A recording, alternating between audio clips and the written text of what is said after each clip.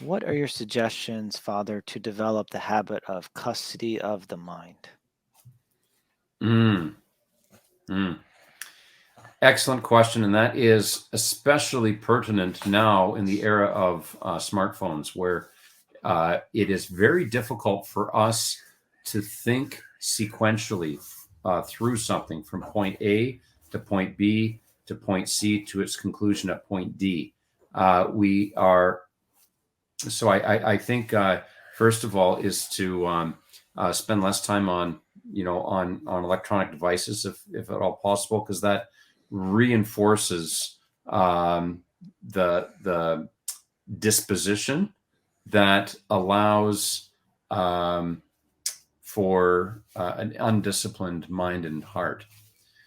So a practical thing is to write. Is to uh, force yourself to write out. Um, Maybe a paragraph or something, so that your thought is sequential, like a train on a track.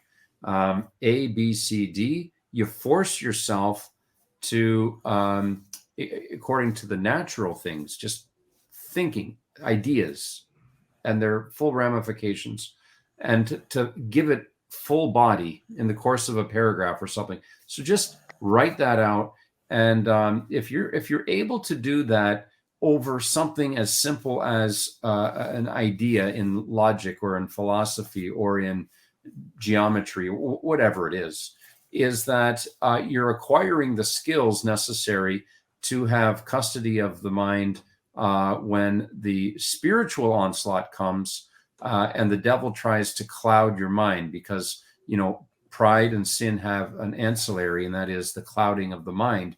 And so you lose that faculty that God gave us, and you no longer have custody of your own mind and your own will.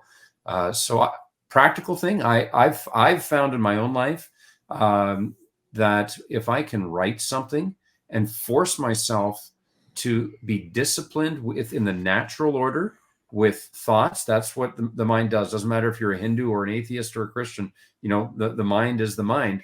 And if you can be disciplined with that, then you're building your spiritual muscle for to have custody of the mind in the spiritual combat as well.